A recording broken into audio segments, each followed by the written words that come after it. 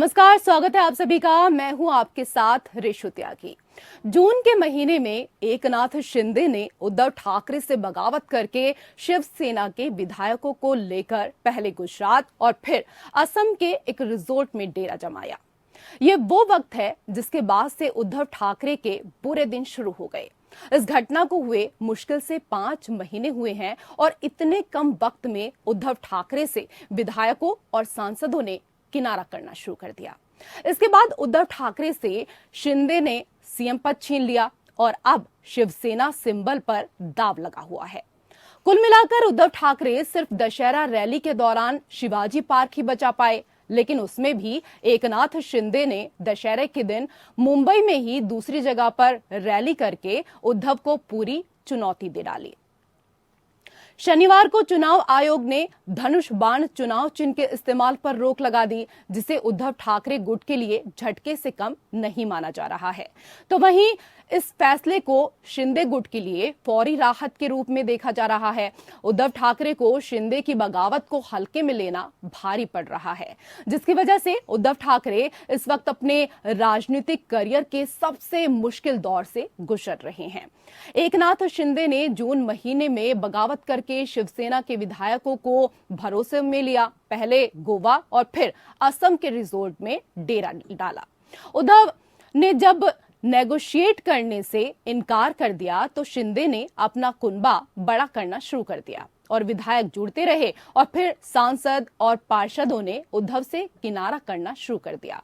धीरे धीरे उद्धव के पास ज्यादा प्रतिनिधियों का समर्थन नहीं बचा और वो सत्ता गंवा बैठे।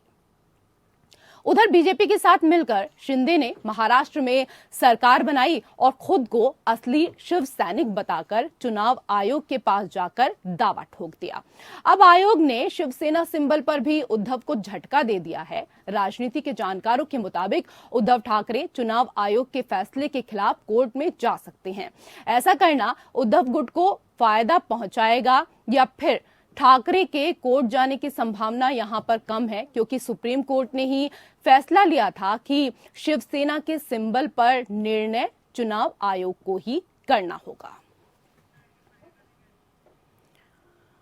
तो उद्धव गुट को एक बार फिर से यहां पर झटका लगा है और एक के बाद एक उद्धव गुट को यहां झटकों का जो दौर है वो लगातार जारी है।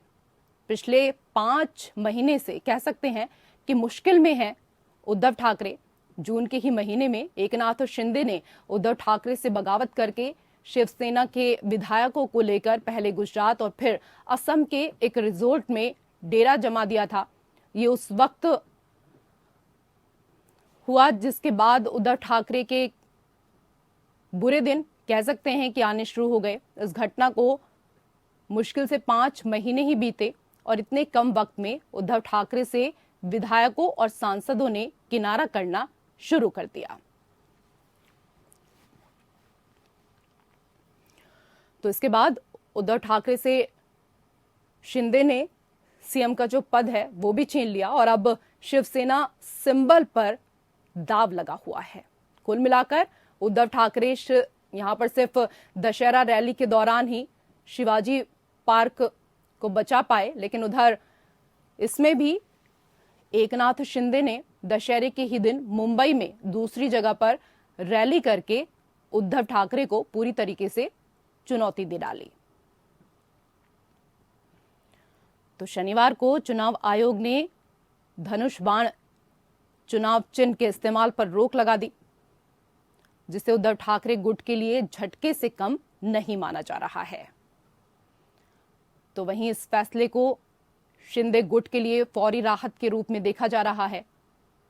उद्धव ठाकरे को शिंदे की जो बगावत है उसको हल्के में लेना यहां पर भारी पड़ता हुआ दिखाई दे रहा है, जिसकी वजह से उद्धव ठाकरे इस वक्त अपने राजनीतिक करियर के सबसे मुश्किल दौर से गुजर रहे हैं।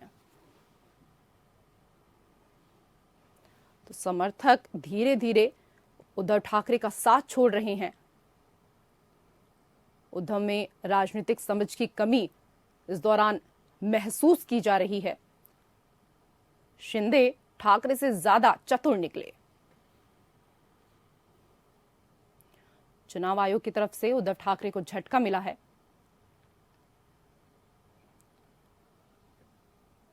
चुनाव आयोग ने चुनाव चिन्ह इस्तेमाल पर रोक लगा दी है। धनुष बाण चुनाव चिन्ह के इस्तेमाल पर फिलहाल रोक लगा दी गई है। तो बगावत को हल्के में लेना यहां कहीं ना कहीं ठाकरे को भारी पड़ा और ये ऐसा वक्त है जब अपने राजनीतिक करियर के सबसे मुश्किल दौर से गुजर रहे हैं उद्धव ठाकरे।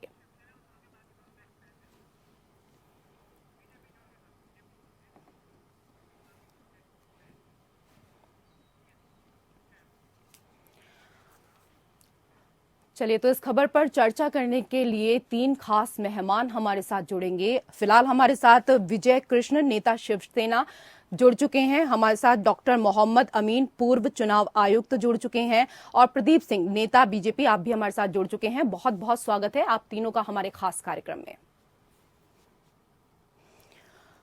विजय कृष्ण जी, सबसे पहला सवाल आपसे, सत्ता छूटी, पार्टी टूटी, अब बात पार्टी सिंबल तक आ गई है। विषय ये है कि बाला साहब ठाकरे जी ने उद्धव साहब को चुन के दायित्व किया है शिवसेना की निर्देशन करने के। ये है जब लोग कहते हैं हम एक वचन में खड़के रहते हैं, शिंदे साहब ने खड़के रहना है। लेकिन आप सब लोगों को मालूम है हमारा पंत प्रधान हर मास क्या कहते हैं, ये मन की बात में हर विषय पर लोगों को जगाते हुए वो रोते भी है। मैं आज अश्रु नयन हो रहा हूं। ये धनुर्बाण आके लाखों शिवसैनिकों का चिन्ह है, हमारा धड़कन है। आप हृदय पर ब्रह्मास्त्र चला के ये बीजेपी का डिसीजन जैसा दिख रहा है। मैं ईसीआई को मानता हूँ, ये एक राज्यांग संपत्त संस्था है, भारत निर्वाचन सदन है। लेकिन जब इसके ऐसा कहते हैं आप धनुर्बाण को उपयोग नहीं करना चाहिए और दोनों पक्ष नहीं उपयोग करना चाहिए, ये इसका मतलब क्या है? हमारे बीच में ये अग्नि जलन करके बीजेपी शिवसेना की अंत देखना चाहती है। इसलिए मैं कह रहा हूँ ऐसा टेरिटरी पॉलिटिक्स जो पक्ष के लिए है, ये संविधान के लिए अच्छी बात नहीं है। मैं अश्रु नयन हो रहा हूँ। ये धनुर्बाण लाखों जी, इसका जवाब बीजेपी से ही ले लेते हैं, इसका जवाब प्रदीप जी से ले लेते हैं। प्रदीप जी, आप लोगों के ऊपर आरोप है कि आप उनके हृदय पर ब्रह्मास्त्र चला रहे हैं। जी, हम क्यों इनके हृदय पे ब्रह्मास्त्र चलाएंगे? ये अपने कर्मों का भोगे, हमसे इनसे क्या लेना देना।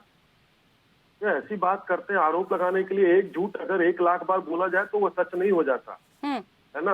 ये बहरूपीय जो बैठे हुए हैं या जो अफवाहों का व्यवसाय करते हैं, उनके पास कोई चारा जब नहीं बचता है तो सीधे सीधे आरोप पे उतर आते हैं।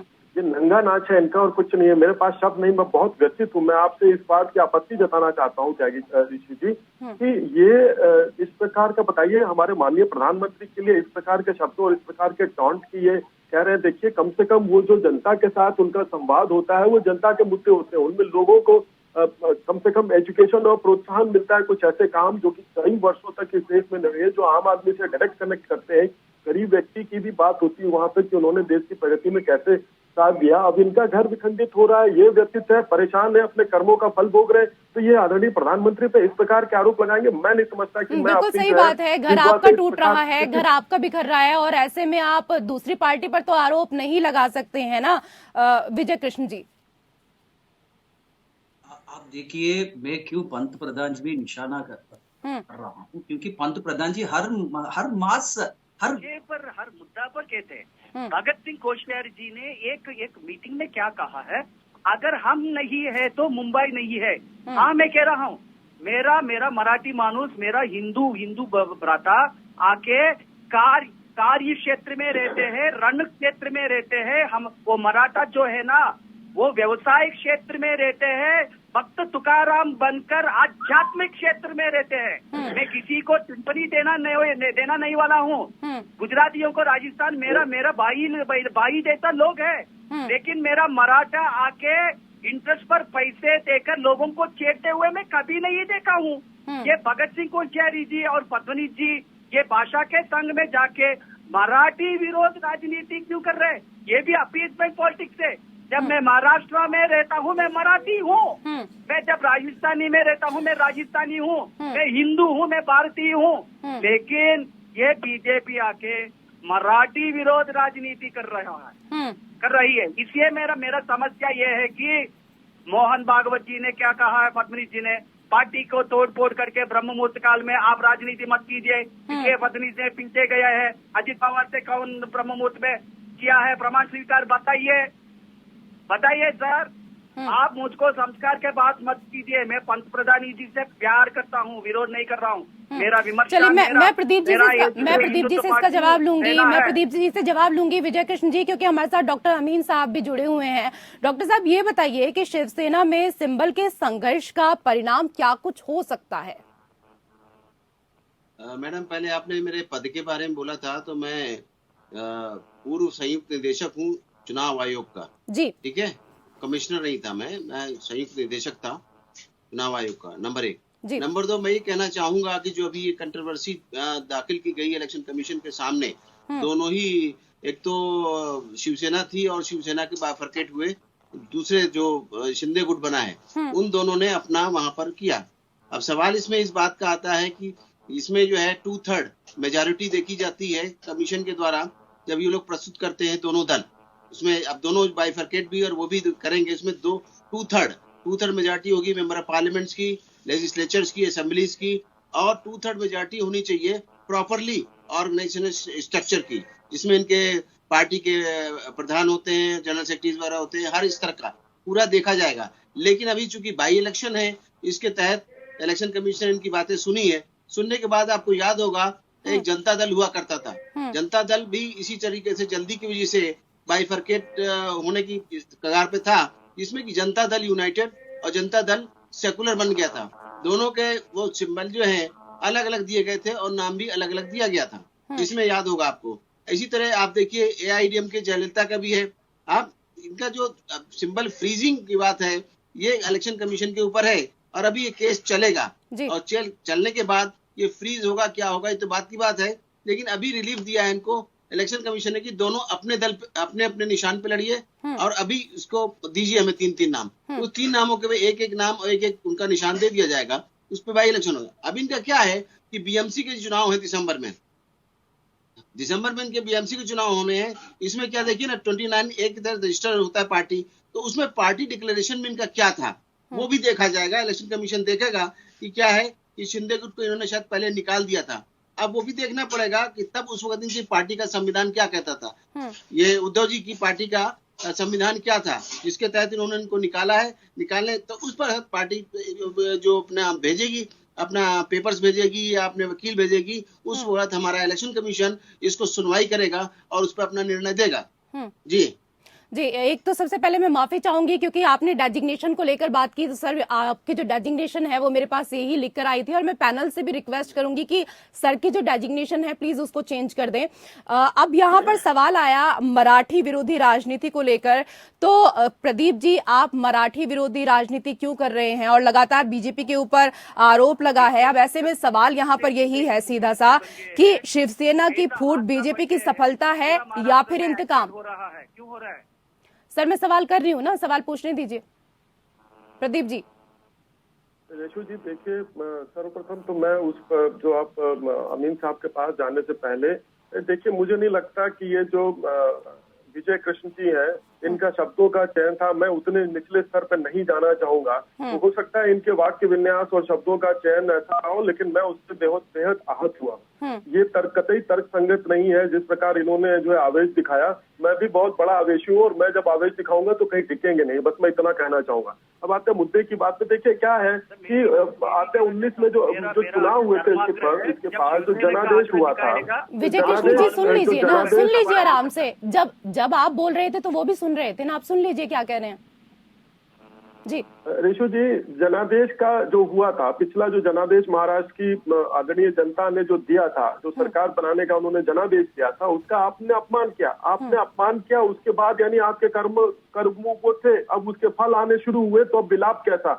ऋषु जी, मैं बस इतना कहना चाहूंगा, ये जिस प्रकार से शब्दों का और वाक्यों का प्रयोग कर रहे हैं कि राजस्थान और मैं राजस्थानी हूँ, मैं मराठी हूँ, देखिए हम एक भारत के वासी हैं, और ये इनका पता नहीं किस प्रकार का चरित्र है। मतलब मैं इनके व्यक्तिगत चरित्र की नहीं, इनके विचारधारा के चरित्र की बात कर रहा हूँ कि विक्टिम कार्ड तो खेलना इनके लिए बड़ा आसान हो गया। अब ये विक्टिम कार्ड खेल रहे हैं, यानी एक मुद्दा जो एकदम शांत पड़ा हुआ उसको भी आप प्रोवोक करके, उसको आप उद्वेलित करके अपनी जो है रोटियां सेकना चाहते हैं। ये जनता स्वीकार नहीं करेगी। मैं ऋषु जी आपके माध्यम से बताना चाह रहा हूँ कि देखिए, महाराष्ट्र की जनता है वो अपने अच्छे और बुरे को जानती है। जो देखिए, राजनीतिक पार्टियों का रिजल्ट कब आता है? चुनाव के बाद। मतलब आप कुछ भी करते रहे, 5 साल आप कुछ भी करें, कैसे भी करें, लेकिन जनता जब अपना जनादेश देती है तो वो आपका रिजल्ट माना जाना चाहिए। अब जो खलबली मची है, आप इतने बड़े भक्त हैं, इतने अच्छे हैं, तो किस बात का चिंता? आप बताइए जनता को कि हमारा जो है चुनाव, देखिए चुनाव आयोग संवैधानिक संस्था है और हम पे आरोप लगाना है कि हमने छीन लिया। भैया, इंडिपेंडेंट संस्था है, वो नियमों के आधार पर काम कर रही है। अभी आदरणीय अमीन जी ने बात बताई, कितनी क्लियरली बता दी, जिसको नहीं पता उसको इसको रिकॉर्ड को बार बार सुनना चाहिए कि कैसे प्रोसेस होगा। अब इस प्रकार का आरोप लगाना, ये अपने जनता, मतलब देखिए बीएमसी के चुनाव आने वाले हैं और इस प्रकार की नंगई पे उतर रहे हैं। मैं इनके आरोपों को निराधार मानता हूं, और निराधार है ये।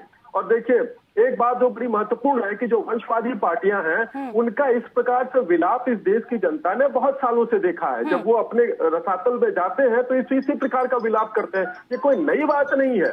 बिल्कुल सही आपने कहा कि जो जनता है वो सबको जानती है, जनता को बेवकूफ नहीं बनाया जा सकता है। तो जून के महीने में एकनाथ शिंदे ने उद्धव ठाकरे से बगावत करके शिवसेना के विधायकों को लेकर पहले गुजरात और फिर असम के एक रिजोर्ट में डेरा जमा दिया था। ये वो वक्त है जिसके बाद से उद्धव ठाकरे के बुरे दिन शुरू हुए।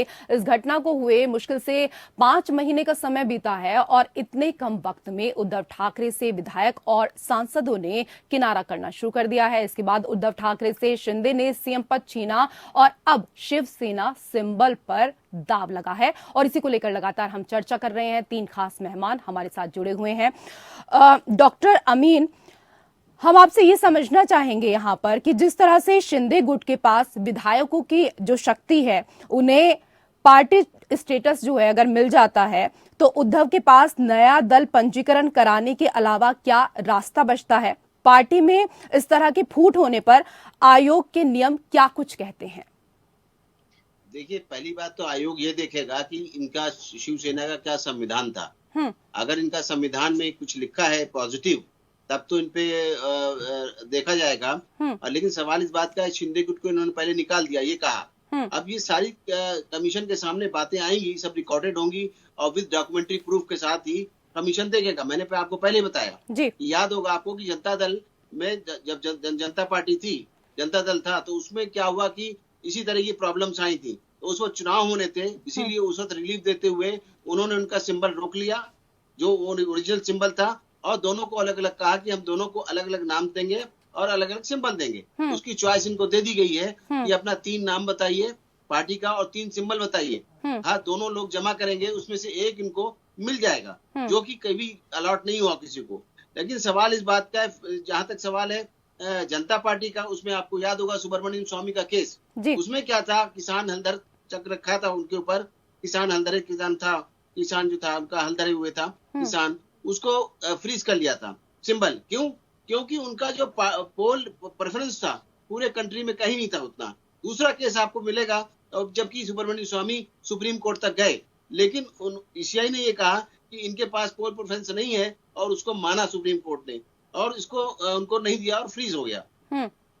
दूसरा केस आपको मैं बताऊं कि ये एक बरकत का निशान था पेड़ का, जिसको चंद्रशेखर गुट ने लिया हुआ था, लेकिन क्या हुआ, उनके पास भी वही पोल प्रेफरेंस नहीं था, जिसकी वजह से वो जमा कर लिया गया, फ्रीज कर लिया गया। इनके सवाल में क्या है कि ये जो अभी बीएमसी के चुनाव होने, बाई इलेक्शन होना है, उसके लिए इनको रिलीफ देते हुए कहा गया है कि भाई दोनों आदमी जमा करें। लेकिन जो एक्चुअल पोजीशन है, जो देखा जाता है, जिसपे आपको याद होगा कि एसपी गुट यानी समाजवादी पार्टी का जो गुट आया था, उसमें दोनों ने केस किया, फादर ने और बेटे ने, जिसमें मुलायम सिंह थे एक तरफ और उनके साथ थे शिवपाल और अमर सिंह, 3 एक तरफ थे और अखिलेश यादव के साथ में पूरा पार्टी थी। जी। तो वो मैं भी बता रहा था इस बात को लीगली कि इसमें 2/3 मेजोरिटी एमपीज, एमएलएज और उसी तरीके से ऑर्गेनाइजेशन स्ट्रक्चर अगर उनके साथ होगा और डॉक्यूमेंट्री प्रूफ होंगे और वो उनके वकील वहां पेश करेंगे इलेक्शन कमीशन के सामने और उनके प्रतिनिधि, तो जरूर उनको फायदा होगा। लेकिन अब स्थिति ऐसी नहीं है, अभी it's too early to say anything.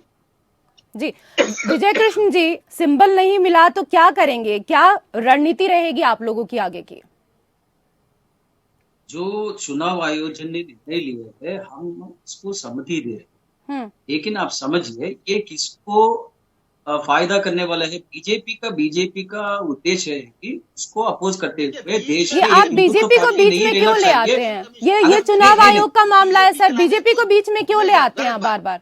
अपने बीजेपी हम 2 साल से कहते रहे ये बीजेपी कर रही है क्या? बीजेपी चुनाव आयोग को चलाती है क्या? बीजेपी आप राज्यांग तो किस तरह की बातें आप बार बार कर रहे हैं? नहीं, कर्नाटक में आप वो क्या कर रहे हैं? राजनीति में क्या है? चुनाव आप जीतना है, आपको मेजॉरिटी आना है। क्या कर्नाटक में बीजेपी को मेजॉरिटी आया है? नहीं आया है। इस तरीके से तो आप चुनाव आयोग के ऊपर सीधा सीधा आरोप लगा रहे हैं ना सर। गलत बात करके हॉर्स ट्रेडिंग करके आप राजनीति करिए, राजनीति के तरीके से करिए ना, इस तरह की बातें मत करिए। ज्योतिरादित्य कांग्रेस का है, उसको पदवी का लालच जीतने के बाद आपने सरकार बनाया 15 साल आपने प्रदीप जी, बाला साहेब की शिवसेना आज जहां खड़ी है उसके लिए आप किसको जिम्मेदार मानते हैं? कोई रोल नहीं है इसमें, आपकी अपनी झगड़े हैं, आपने खुद झगड़ा किया आपस में। रेशु जी देखिए, मैं इस पे एक पार्टी कार्यकर्ता होने के नाते ये बहुत बड़ी बात हो जाएगी और बाद में ये भी आरोप लगेगा कि कौन जिम्मेदार है। इनके कृत्य जिम्मेदार है, इनकी क्षणिक महत्वाकांक्षा और लालसा जिम्मेदार है।